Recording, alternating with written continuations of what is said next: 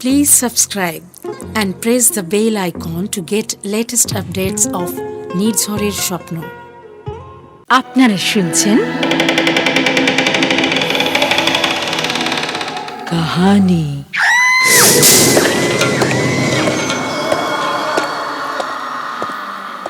গল্পপ্রেমী পাঠক পাঠিকাদের জন্য নির্ঝরের স্বপ্ন প্রযোজিত কাহিনী গল্প পাঠের অনুষ্ঠানে চিরকালীন ও সমকালীন সাহিত্যিকদের গল্পে আপনাদের প্রত্যেককে স্বাগত।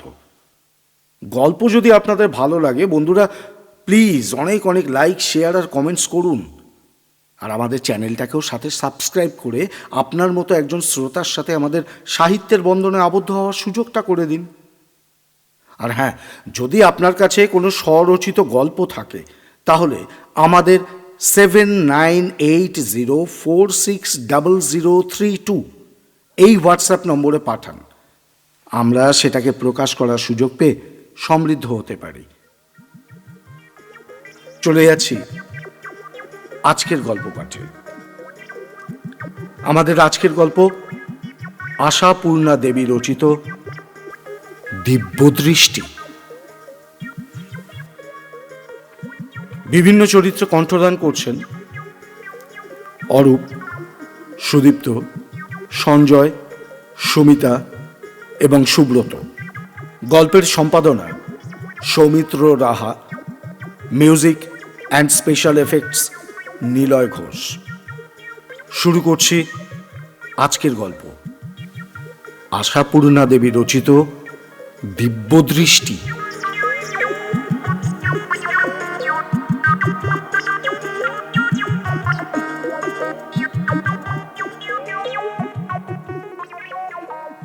আমার ঠাকুরদার বাবার ঠাকুরদা বলদেশ্বর বাচস্পতি ছিলেন একজন মহাপণ্ডিত ব্যক্তি। তার পাণ্ডিত্যের খ্যাতি ছিল ডাক সাইটে। হর বখর তাকে এই কেঁদো কাসুন্দিপুরের গর্ত থেকে ছুটতে হতো কাশীতে, নবদ্বীপে, প্রয়াগে পণ্ডিত সভায় সভাপতিত্ব করতে। বিশেষ করে কাশীতেই সারা ভারতবর্ষ থেকে মহা সব বিদ্বান পণ্ডিত ব্যক্তি আসতেন তখন বারাণসী বিদ্বৎ সম্মেলনে। সেই সভায় সভাপতিত্বের ভার কিনা কেঁদো কাসুন্দিপুরের বলদেশ্বর বাচস্পতির। বোঝো ব্যাপার। সাধে শাস্ত্রে বলেছে, স্বদেশে পূজ্যতে রাজা, বিদ্বান সর্বত্র পূজ্যতে। তা সত্যি খুবই নাকি পুজো টুজো পেতেন বলদেশ্বর। পুজো মানেই তো নৈবেদ্যি, আর সেই নৈবেদ্যের বহরটাও ছিল বেশ জম্পেশ। সম্মেলন সেরে যখন দেশে ফিরতেন বাচস্পতি, দেখা যেত সঙ্গের লোকেরা নৌকো থেকে, হ্যাঁ নৌকোই, কারণ তখন তার রেলগাড়ি ছিল না, সেই নৌকো থেকে জিনিস নামাচ্ছে তো নামাচ্ছেই। ইয়া পেতলের ঘড়া, গামলা, তার গাদা, ঝকঝকে রূপোর গেলাস বাটি, রেকাবির গোছা, ডাই শাল, র্যাপার, চাদর, কম্বল, গরদে জোর, বেনারসি দোপাট্টা, আর ঝোড়া ঝোড়া কাশির সুবিখ্যাত পেঁড়া। গরমের সময় হলে তার সঙ্গে অমৃত সম একেবারে বেনারসি ল্যাংড়া। তখন তার লোকে কার্বাইড দিয়ে পাকাতে জানতো না, সবটাই ছিল আসল গাছ পাকা, তার স্বাদই আলাদা। এসব আমি কিন্তু শুনেছি আমার ঠাকুরদার কাছে, তিনি আবার তার বাবার কাছে, আর তিনিও আবার যাক সে যাই হোক, অবিশ্বাসের কিন্তু কিচ্ছু নেই। তখন টাকায় 1600 পেঁড়া পাওয়া যেত, টাকায় 200 আমের টুকরি, 2.5 টাকা 3 টাকা রূপোর সের, আর পেতল, কাঁসা, শাল, দোশালার কথা বাদই দাও, আন্দাজ করেই বুঝে নাও। এইসবই হচ্ছে পণ্ডিত বিদায় বাবদ, মূল পণ্ডিত বলে কথা। কাজেই বলদেশ্বর বাচস্পতির তখন যাকে বলে জমজমাট অবস্থা। নাম শুনলেই অন্য পণ্ডিতরা তার উদ্দেশ্যে নমস্কারও করেন, আবার মনে মনে হিংসেও করেন। এটাই তো চরম সুখের নিদর্শন, লোকের হিংসের পাত্র হওয়া। কিন্তু মানুষের চিরকালের স্বভাবই এই সুখে থাকতে ভূতের কিল খেয়ে মরা। অত বড় পণ্ডিত মানুষ হয়েও বলদেশ্বর ওই মনুষ্য ধর্মটির গাড্ডায় পড়ে মরলেন। কোনোখানি কিছু নেই, দরকারেরও বালাই নেই, সেধে ডেকে এনে খেতে বসলেন ভূতের কিল। সম্মেলনের শেষ দিন, যখন সন্ধ্যাকালে পণ্ডিতবর্গ আরামে গঙ্গার ধারে বসে হাওয়া খাচ্ছেন আর নস্য নিচ্ছেন, বলদেশ্বর হঠাৎ ধরলেন এক সুঁতকো পণ্ডিতকে। তাকে বলে উঠলেন, মহাশয়, অনুমান হয় আপনি বঙ্গদেশীয়। অনুমানের কারণ? কারণ কারণ সভায় আপনার নীরবতা প্রতিদিনই দেখি, কিন্তু কোনো শাস্ত্র আলোচনায় যোগ দিতে দেখি না। এর কারণ মনে হয় স্বচ্ছন্দে সংস্কৃত ভাষা বলার অনভ্যাস। বাঙালি পণ্ডিতরা মহাশাস্ত্রজ্ঞ হলেও যদি উচ্চারণে নির্ভুল না হন, এই ভয়ে অনেক সময় নীরব থাকেন। ব্যাস, সুঁতকো এক ঝুড়ি দাঁত বের করে বলে উঠল, মহাশয়ের অনুমান ঠিক। কদিন পরে মাতৃভাষায় কথোপকথন করে বাঁচলাম। আপনি এত বড় ব্যক্তি, বলতে সাহস হয় না, তবু বলি, দয়া করে যদি একবার আমার আঙিনায় আসেন, প্রাণ খুলে দু চারটি কথা বলে বাঁচি। বাঙালি বলেই সাহস। উত্তম কথা। তা একটি প্রশ্ন করি, কিছু মনে করবেন না? না না, করেন করেন।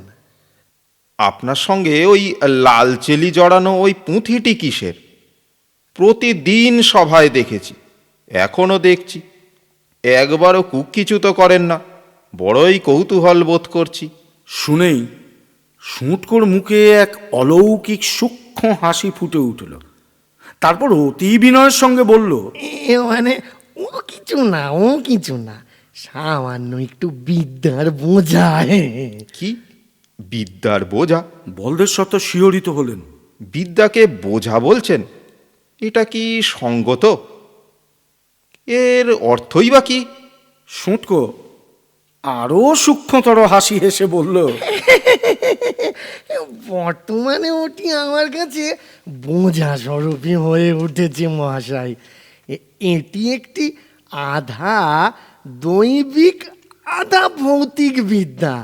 গুরুর নির্দেশ, যদি এর হাত থেকে মুক্ত হতে চাও, কোনো উপযুক্ত পাত্রের হাতে সমর্পণ করে তবে। কিন্তু আয়ত্তবিদ্যার হাত থেকে মুক্ত হতে চান কেন? এ তো বড়ই আশ্চর্য ব্যাপার। মহাশয়, আমার তো সংসার আদি নাই। ইচ্ছে যে শেষ বয়সে হিমালয়ে গিয়ে তপস্যা করি, তাই। অথচ গুরুর নির্দেশের জন্য।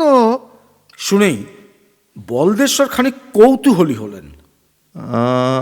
তা বিদ্যাটি কি মশাই?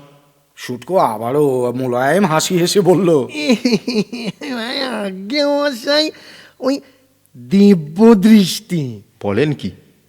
যে মুহূর্তে আমি আমি এই পুঁথিটি তামা, তুলসী ও গঙ্গা জল সহযোগে কারো হাতে সমর্পণ করব, সেই মুহূর্তেই সমগ্র পুঁথির জ্ঞানটি প্রাপকের মধ্যে প্রবেশ করে তাকে দিব্য দৃষ্টি দান করবে। বিদ্যা আয়ত্তের জন্য অধ্যয়নের প্রয়োজন হবে না? না না না না না, সমর্পণ মাত্রে। বলদেশ্বর পুলকে একেবারে রোমাঞ্চিত হলেন। সারা জীবন শুধু পুঁতি পড়ে পড়ে হাড় কালি করেই তবে বাগদেবীকে বাগ মানিয়েছেন, আরে একেবারে মুফতে মিলে যাওয়া। এভাবে যদি পেয়ে যায়। বিনয়ের অবতার হয়ে বললেন,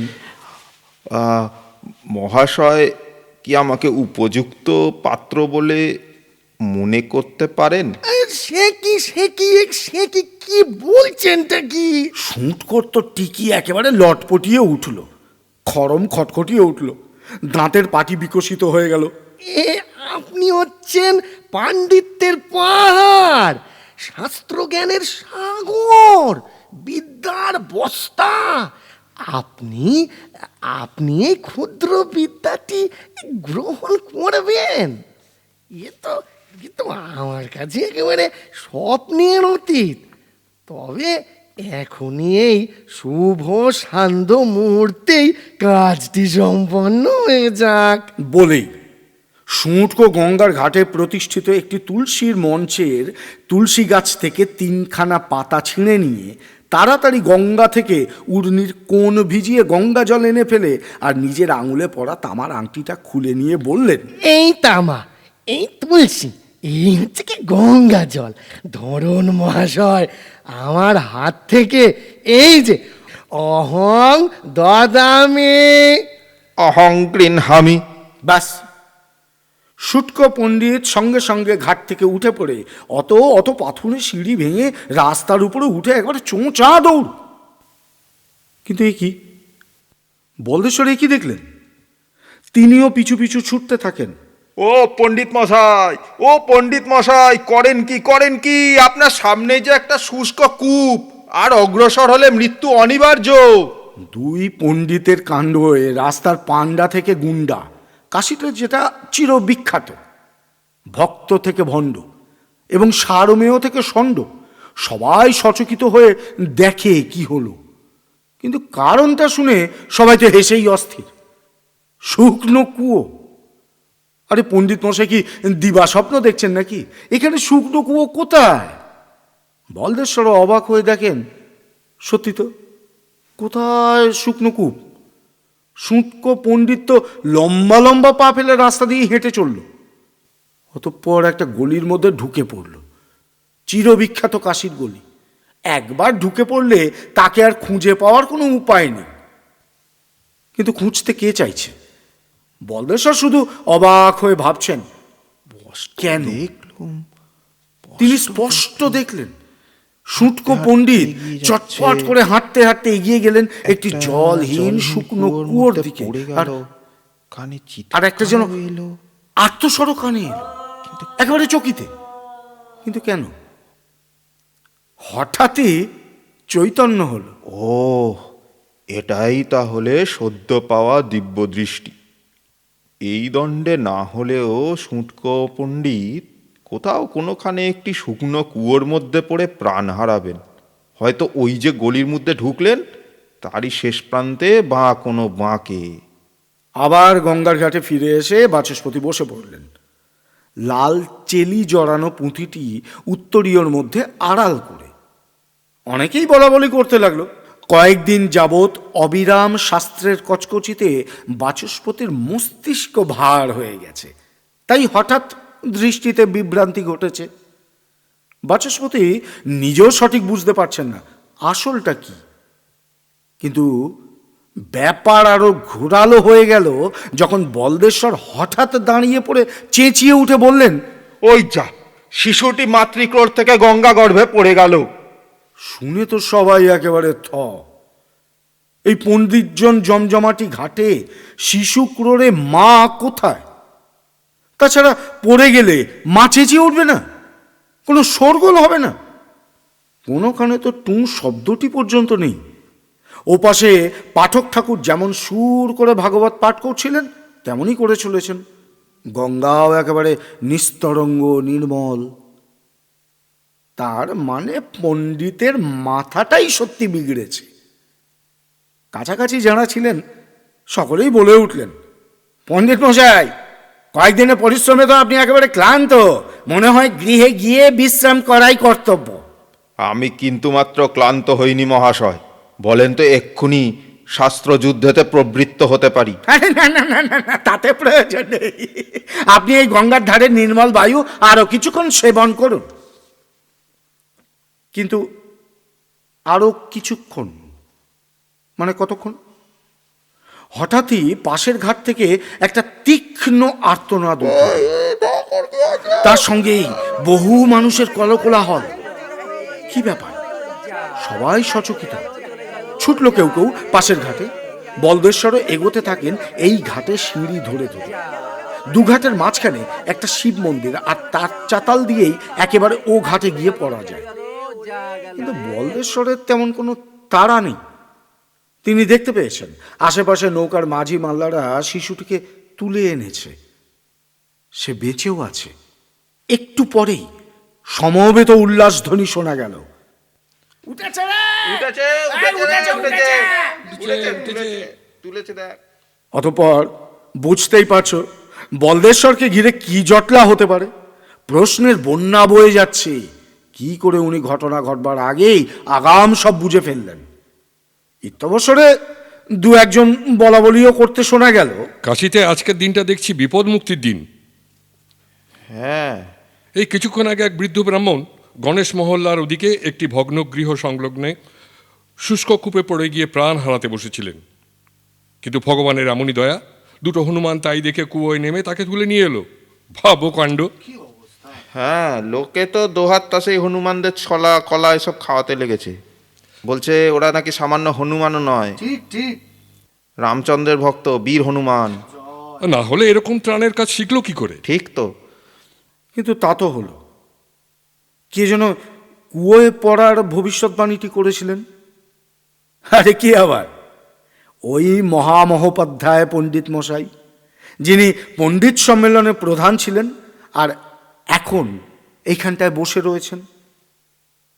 আশ্চর্য, এতদিন ধরে ইনি এত শাস্ত্র ব্যাখ্যা করলেন, কই এই বিদ্যেটার কথা তো একবারও কোথাও প্রকাশ হয়নি। তার মানে চাপা মানুষ।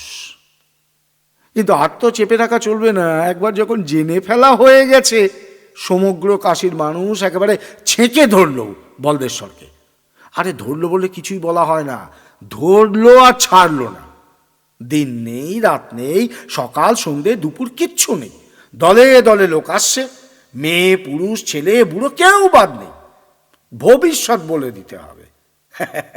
বেশিরভাগই অবাঙালি, পয়সা কড়ি আছে, তারা আবার মোটা মোটা টাকা আনে, তারটা আগে বলে দিতে হবে। বলদেশ্বর যতই বোঝাতে চেষ্টা করেন, আরে আরে আরে আমি বাপু জ্যোতিষীও নই, গণৎকারও নই, হঠাৎ হঠাৎ সামনের জিনিসটা আগাম দেখতে পাই। কিন্তু সে কথা কে কান দিচ্ছে? হ্যাঁ, বলদেশ্বরকে প্রায় ছিঁড়ে খাবার জোগাড়।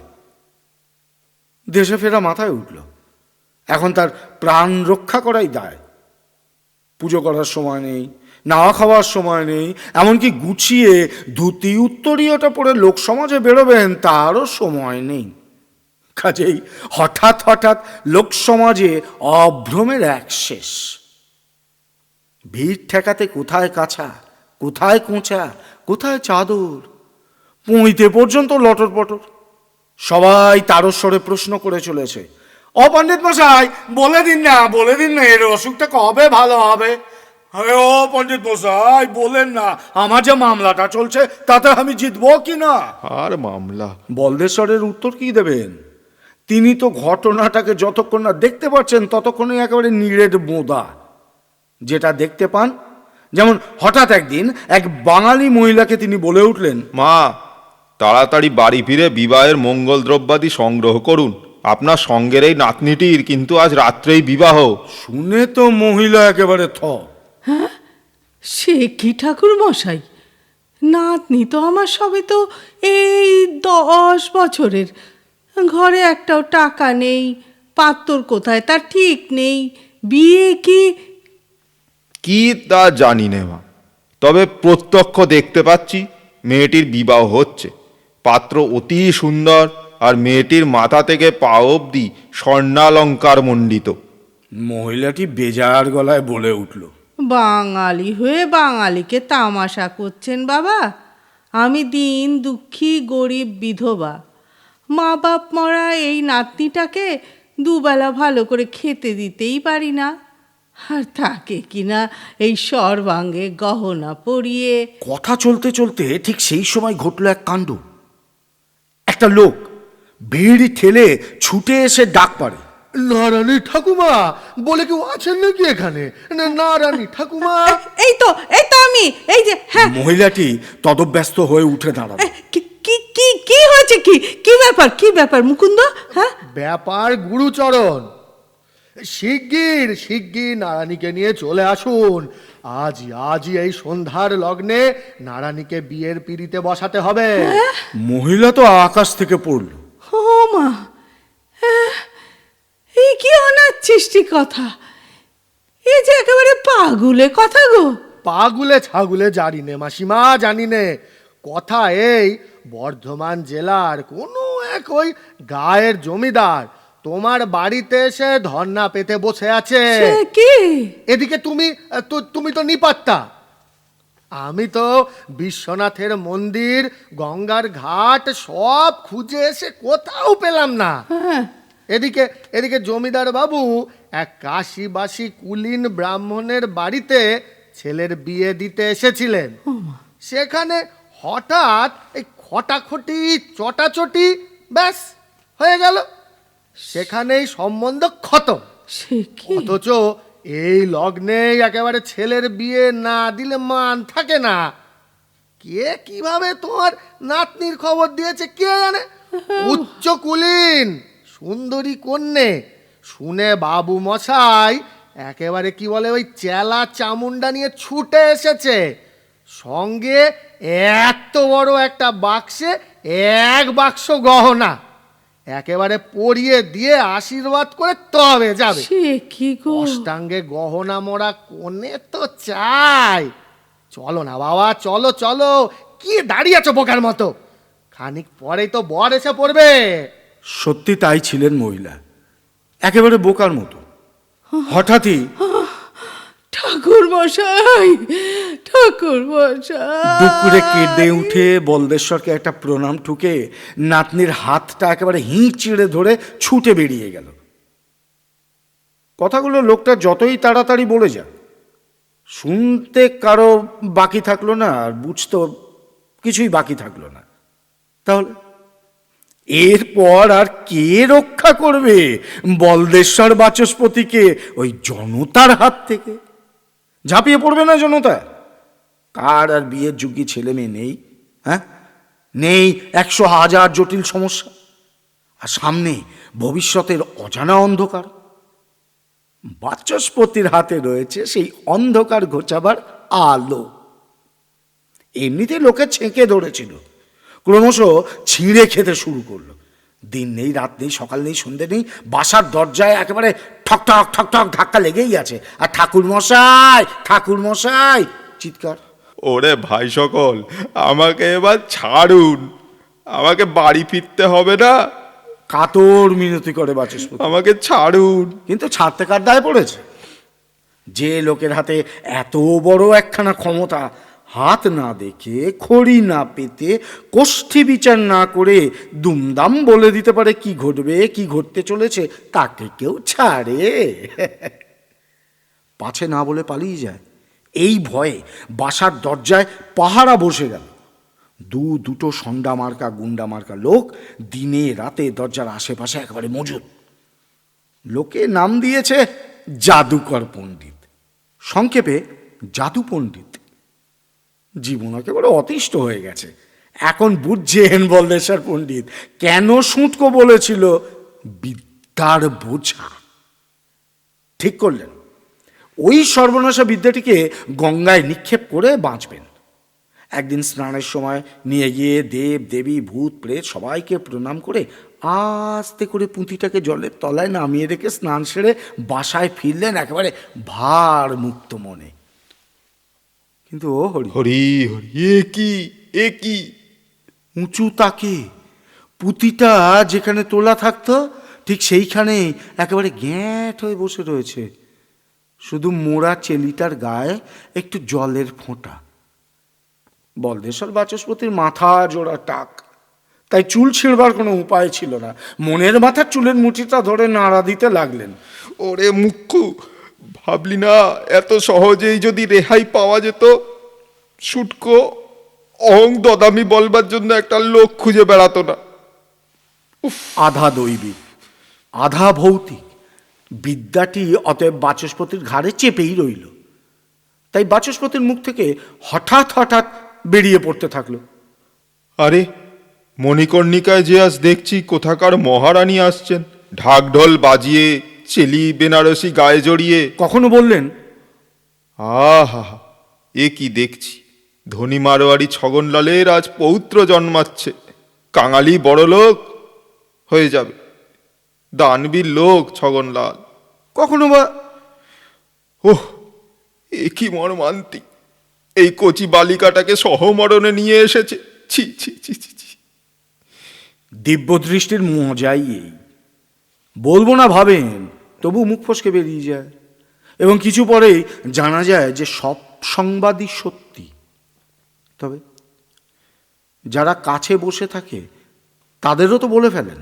ওহে, চটপট বাড়ি যাও, তোমার ঠাকুরদা বোধহয় পটল তুললো। কাউকে হয়তো বললেন, ও মা জননী, আপনার বাড়িতে আজ বিস্তর কুটুম আসছে, পেল্লায় দল।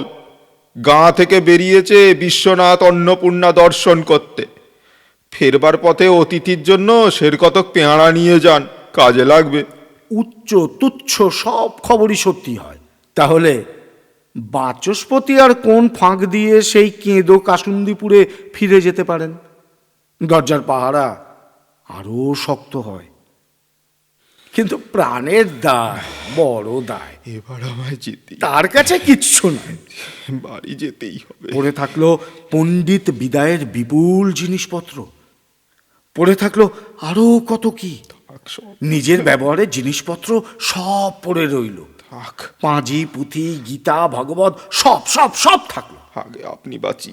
একদিন বাচস্পতি নগদ টাকা কড়ি যা ছিল কোমরের গেঁজে পুড়ে বেঁধে নিয়ে অপেক্ষাকৃত নির্জন অহল্যাবাইয়ের ঘাটে স্নান করতে ডুব দিলেন, আর উঠলেন না।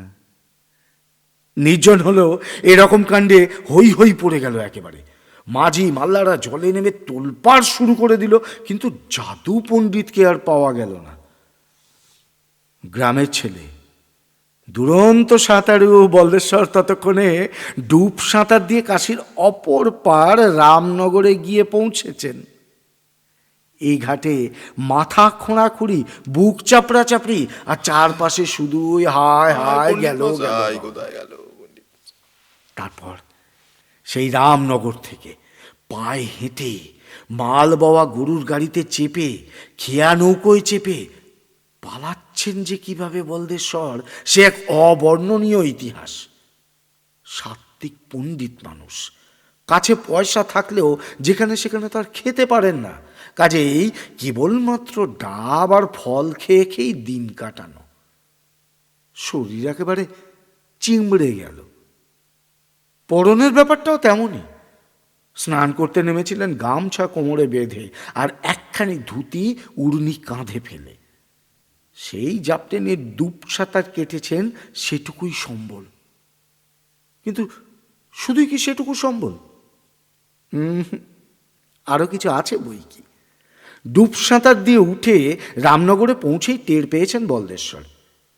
সেই লাল চেলি মোড়া পুঁথিটা তার কোমরে গামছার সঙ্গে বাঁধা। হায় ভগবান, হায় ভগবান, পাষণ্ড শুটকো পণ্ডিত, অদৃষ্ট। বুঝতে পারলেন, ওই বিদ্যের বোঝা তাকেই বয়ে নিয়ে মরতে হবে। এদিকে বিনা খড়মে হেঁটে হেঁটে পা একেবারে আটা ফাটা, তেলের অভাবে গায়ে খড়ি উঠছে, না খেয়ে শরীর জীর্ণ, উর্নি ধোপাবাড়ি যাওয়ার অভাবে একেবারে মলিন, প্রায় পাগলের তুল্য মূর্তি। হাঁটতে হাঁটতেই একদিন হঠাৎ এসে পড়লেন পাটনার ঘাটে। চেনা জায়গা, জলপথেই তো বারবার যাওয়া আসা। দূর থেকে দেখলেন ঘাটে একটা বৃহৎ সুন্দর বজরা সাজানো। লোককে জিজ্ঞাসা করে জানতে পারলেন পাটনা থেকে সেটা কলকাতায় যাচ্ছে, আর যাত্রী সব সাহেব শুভ। রেলগাড়ি তো তখন ছিল না, এরোপ্লেনের তো কথাই বাদ দাও, সাহেব শুভদের জলপথ ভিন্ন গতি ছিল না। বাচস্পতিও ভাবলেন, বলে কই যদি ওই বজরায় একটু জায়গা করে নিতে পারি তাহলে দুর্গতি শেষ হয়। একবার যেতে পারলেই হয়। হুগলি ঘাটে নেমে পড়তে পারলেই ব্যাস, কেঁদো কাসুন্দিপুরের পথটুকু হেঁটেই মেরে দেবেন। হেঁটেই চলে যাব।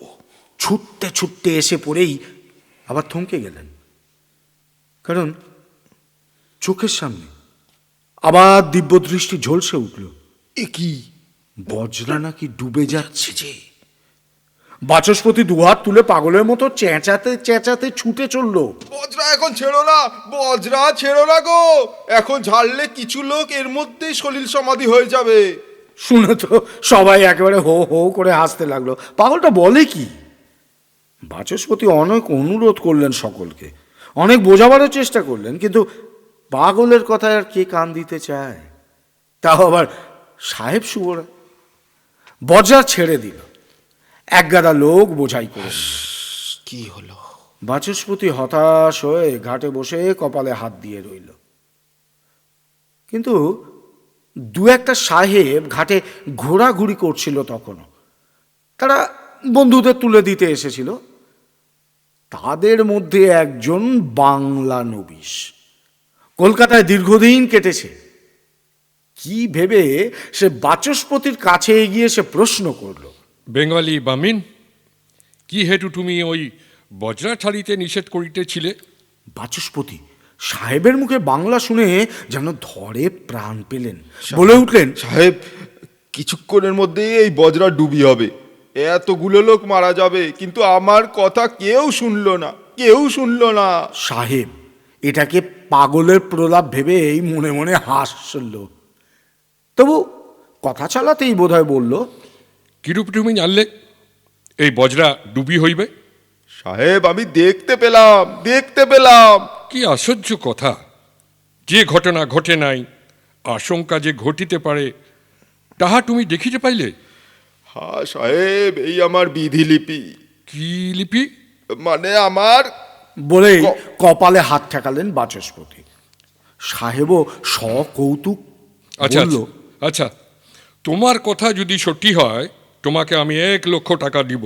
আর যদি সাহেব, এতগুলো লোকের মৃত্যু ঘটিবে, তার বিনিময়ে আমি টাকা নেব? না না, এ টাকায় আমার কাজ নেই, আমার কথা মিথ্যাই হোক। ঠিক আছে, মিথ্যা হলে আমি তোমায় থানায় লইয়া যাব। যেও। বলেই বলদেশ্বর গামছা ঘুরিয়ে হাওয়া খেতে শুরু করলো। কিন্তু তখন আমি তোমাকে কোথায় পাইব? এইখানেই পাবে। কোথাও যাইবে না? না, হেতু? কোনো নৌকার সন্ধানে থাকবো। কোথায় যাইতে চাইছো? হুগলি ঘাট। ঠিক। ঠিক। সাহেব চলে গেল, কিন্তু পরদিনই পাগলের মতো ছুটতে ছুটতে এসে হাজির। বামেন, তোমার কথাই সত্য হইয়াছে। হঠাৎ ঝড় উঠিয়া বজরা ডুবিয়া গিয়াছে। ও হো হো হো, আমার কত বন্ধু আছে ছিল, সকলের মৃত্যু ঘটিল। আমি জানতাম সাহেব, আমার নিষেধ শুনলে এটা হতো না। আচ্ছা বামিন, আমি জানিতে চাহি তুমি কিরূপে অ্যাডভান্স বুঝিতে পারিলে? ওটা একটা বিদ্যা সাহেব, যে ঘটনা ঘটতে চলেছে তা আমি দেখতে পাই। দেখো, একটু পরেই দেখতে পাবে এখানে এক মেম সাহেব আসছেন, তোমাকে খুব তিরস্কার করবেন ও গালি দিবেন। মেম সাহেব আমায় গালি দিবে? হেতু? হেতু আমি জানি না, দেবেন তাই বলতে পারছি। মেম সাহেব খুব লম্বা, চোখ নীল, চুল সোনালি। বলতে না বলতেই নীল চোখ সোনালি চুল মেম সাহেব এসে হাজির। আর সাহেবকে তো একেবারে এই মারে কি সেই মারে। What happened? বলদেশ্বর ইংরাজি জানে না, তাই কথাগুলো ঠিক বুঝতে পারে না, তবে আন্দাজ করতে পারে ওই ডুবো বজরায় তার কোনো আপনজন ছিল, আর তার যাওয়ার জন্য এই সাহেবই দায়ী। অনেক চেঁচিয়ে নীল চোখ লাল করে বিদায় নিল মেম সাহেব। বলদেশ্বর জানলেন তাঁর আন্দাজি ঠিক, এই সাহেবেরই যাওয়ার কথা। অন্যজনে যাওয়ার ব্যস্ততা দেখে নিজের টিকিটটা তাকে দিয়ে দিয়েছিল। আর সেই লোক হলো এই মহিলার মামা। সাহেব হঠাৎ করে বলদেশ্বরের হাত চেপে ধরে, বামিন, তুমি আমার সাথে আমার দেশে চলো। আগামী মাসে বিলাইটের জাহাজ ছাড়িবে, আমার প্যাসেজ বুক করা আছে। তোমার জন্য একটা টিকিট করিয়া লইব। তোমার এই বিদ্যা আমি আমার দেশবাসীকে দেখাইতে চাই। বলেন কি সাহেব? না না, তা হয় না সাহেব, তা হয় না। হোয়াট? কেন? কেন হয় না? ও বিলাত গেলে আমাদের জাত যায় সাহেব। হ্যাঁ জানি, সাহেব মাথা নেড়ে দুঃখের গলায় বলে উঠল, জানি তোমার দিকের এরূপ প্রেজুডিস আছে, কিন্তু কিন্তু আমি তোমার জন্য এক জাহাজ ফল ও 100 ড্রাম তোমাদের এই গেঞ্জেস ওয়াটার লয়ে যাইব। তা হোক সাহেব, ও আমাদের নিয়ম, সমুদ্র পার হলেই জাত যায়। ওহ গড, কি আশ্চর্য! এই যে আমরা আসিতেছি, কই আমাদিকে তো যা যায় না। বলদেশ্বর হেসে উঠলেন। সাহেব কিন্তু ক্ষুব্ধভাবে বলে উঠল, তোমার এই মিরাকল বিদ্যাটি আমার দেশকে দেখাইতাম বামিন, তাহা কিন্তু হইল না। আচ্ছা, তোমাকে যদি আমি 2 লক্ষ টাকা দিই? হিন্দু ব্রাহ্মণ টাকা লোভ করে না সাহেব। সাহেব কিন্তু এদিকে নাছর বান্ধা। 2 লক্ষ, 3 লক্ষ, 4 লক্ষ টিকিট করিয়া তোমার বিদ্যা দেখাইয়া আমি ওই টাকা সহজেই তুলিতে পারি। 10 লক্ষ টাকা দিলেও নয় সাহেব। ওহ গড, তোমরা ইন্ডিয়ানরা এত মূর্খ, অথচ এত সব বিদ্যা জানো। ওহ, কি মার্ভেলাস, কি আশ্চর্য! যে ঘটনা ঘটিবে তুমি পূর্বেই তাহা দেখিতে পাও। বামিন, কতদিনের চেষ্টায় তুমি এই বিদ্যাটি শিক্ষা করিয়াছ? আমাকে আমাকে শিখাইয়া দিবে? কথাটা শুনেই বলদেশ্বরের মুখে একটা সূক্ষ্ম হাসি ফুটে উঠল, যেমন উঠেছিল সুটকো পণ্ডিতের মুখে। বলদেশ্বর অমনি বলে উঠল, সাহেব, তুমি এই বিদ্যাটি গ্রহণ করবে? হ্যাঁ, কি বলিলে? বলছি, তুমি এই বিদ্যাটির মালিক হতে চাও? মাই গড, কি বলিতেছ? বলিতেছি, আমাকে যখন তোমার দেশে লইয়া যাইতে পারিতেছ না, তখন বরং আমার এই বিদ্যাটি লইয়া যাও, তুমি দেশবাসীকে দেখাইতে পারিবে। তোমার কথা আমার মাথায় প্রবেশ করিতেছে না। করবে, করবে। বলেই বলদেশ্বর এদিক ওদিক তাকিয়ে চট করে একটুখানি এগিয়ে গিয়ে একটা তুলসী ঝাড় থেকে 3খানা তুলসী পাতা তুলে দিয়ে চাদরের খুঁট থেকে একটা তামার পয়সা বের করে গঙ্গার ঘাট থেকে চাদর বিছিয়ে গঙ্গা জল নিয়ে এসে একেবারে কোমর থেকে লাল চেলিমোড়া পুঁতিটা সাহেবের হাতে ধরিয়ে দিয়ে বলে উঠল, সাহেব, আমি একটি মন্ত্র পাঠ করব, তখন তুমি বলবে অহং গৃহামি। হতভম্ব সাহেব সেই পয়সা, তুলসী আর পুঁথি হাতে নিয়ে একেবারে নেলা খাপার মতো বলে উঠল, কি বলিব? বলিবে অহং গৃহামি। বলো সাহেব, অহং গৃহামি। হ্যাঁ, এটা বলে ফেললেই এই বিদ্যাটি তোমার কাছে চলে যাবে। কি বলিব? অহং গৃহামি। বলো সাহেব, অহং গৃহামি। এটা বলে ফেললেই এই বিদ্যাটি তোমার কাছে চলে যাবে। হ্যাঁ, ঠিক, ঠিক। কিন্তু ইহার দাম? দাম লাগিবে না। কিন্তু টাকা লইবে না কেন? আমার টাকার দরকার নেই সাহেব। ওহ গড, এই জন্যই বলিয়াছি তোমরা এত মূর্খ আর তোমাদের এত বিদ্যা। যাক, কি বলিতে বলিলে? বলো অহং গৃহামি। হোহন, হোহন। হোহন নয়, বলো অহং। মনে করো চীনা ভাষা বলছো। সাহেব অতি কষ্ট করেই বলল, ও হহং। হহং নয়, অহং। আরও কষ্ট হলো বলতে। অহং। ওহং নয়, অহং। এইবার সাহেব প্রাণপণে বলে উঠল, অহং। বাহ বাহ, এবার বলো গৃহামি। ও বাবা, বললেই হলো নাকি? এতই সহজ বলা? সাহেব তো দাঁত কিড়মিড়িয়ে চোখ ঠেলে বার করে গলা শির ফুলিয়ে গুড়নানি, গৃণানি, গৃন্নানি ইত্যাদি বহুবিধ পাঠের পর হঠাৎ করে বলে ফেলল, অহং গৃহামি। ব্যাস ব্যাস, এতেই হবে। বলেই বলদেশ্বর তো উল্টোমুখো হয়ে একবারে চোঁচা দৌ। পিছনে যে সাহেব চিৎকার শুরু করে দিয়েছে তা তার কানেও গেল না। আর কান দিয়ে হবে কি? সাহেব তো ইংরেজি ছোটাচ্ছে, শুধু একটি শব্দেই বলদেশ্বরের কানে বারবার ঢুকে পড়েছে, দূর থেকে কে জানে তার মানে কি। আর নৌকার পিত্তেশ নয়, হাঁটতে হাঁটতে আর মাল বাওয়া গরুর গাড়ি চেপে চেপে শেষ অবধি আধমরা গোছ হয়ে কেঁদো কাসুন্দিপুরে এসে পৌঁছলেন। বাবা, কিছুদিন ধরে দৈনিক 5 সের দুধ, 2 সের মন্ডা, 2 সের চালের ভাত, 1 পোয়া গব্য ঘৃত আর 10টা করে ডাব খেয়ে খেয়ে তবে আবার আগের চেহারায় ফিরলেন। কিন্তু তারপর থেকে বাকি জীবনটা আর গ্রামের চৌহদ্দি পার হননি বলদেশ্বর। বাড়ি সে রাত দিন শুধু শাস্ত্র গ্রন্থের ব্যাখ্যা রচনা করেছেন। এখন যেখানে যত টোল আছে সর্বত্রই নাকি সেই সমস্ত বই পড়ানো হয়। হবে না কেন? কত বড় পণ্ডিত ব্যক্তি ছিলেন তিনি, সব বই সংস্কৃতে লেখা। তবে প্রতিটি বইয়ের শেষ পৃষ্ঠায় নাকি একটা বাংলা শ্লোক আছে। সেটা হচ্ছে, লোভে পাপ, পাপে তাপ, বাপরে বাপ, মাথায় সাপ। অন্যরা এ শ্লোকের অর্থ গ্রহণ করতে না পারলেও আমরা এই ঈশ্বর গোষ্ঠীরা কিন্তু সবাই পারি। বংশানুক্রমে শুনে আসছি তো এই গল্প।